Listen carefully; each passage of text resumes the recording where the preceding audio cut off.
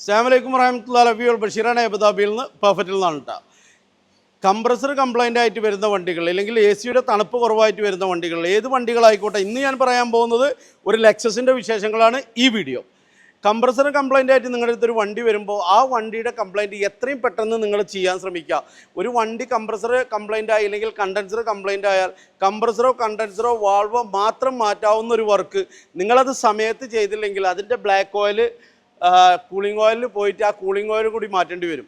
Cooling oil മാറ്റുക എന്ന് പറഞ്ഞാൽ വലിയൊരു ടാസ്ക്കാണ്. നിങ്ങൾക്ക് ഇപ്പോൾ ഇവിടെ നോക്കിയാൽ കാണാം. ഈ കൂളിംഗ് ഓയിൽ മാറ്റുക പറഞ്ഞാൽ ഇവിടെ നിന്ന് കാണിച്ചു കൊടുത്തത് ഈ സാധനം ഡാഷ്ബോർഡ് കംപ്ലീറ്റ് അഴിച്ച് ഏകദേശം ഒരു 600-700 ദിർഹംസ് അതിൻ്റെ ലേബർ ചാർജ് തന്നെ വരും. അപ്പോൾ ഒരു 1000-1200 ദിർഹംസ് നിങ്ങൾക്ക് എക്സ്ട്രാ വരും അത് മാറ്റുകയാണെങ്കിൽ. അപ്പോൾ എപ്പോഴും കണ്ടൻസറോ കംപ്രസറോ അല്ലെങ്കിൽ എ സിയോ വണ്ടിയുമായി ബന്ധപ്പെട്ട ഏതൊരു വർക്ക് വരികയാണെങ്കിലും അത് എത്രയും പെട്ടെന്ന് ചെയ്യുക. ഒരുപാട് ലാഗ് ചെയ്യുമ്പോൾ നഷ്ടം നിങ്ങൾക്ക് ഉണ്ടാവുക. So if you have any problem your car, condenser, compressor, radiator or mechanic, whatever problem, the best solution always perfect radiator and cooling system in Abu Dhabi, Musawa M7. ഏവർക്കും സ്നേഹസ്സലാം. അസ്സലാമു അലൈക്കും വറഹ്മത്തുള്ളാഹി.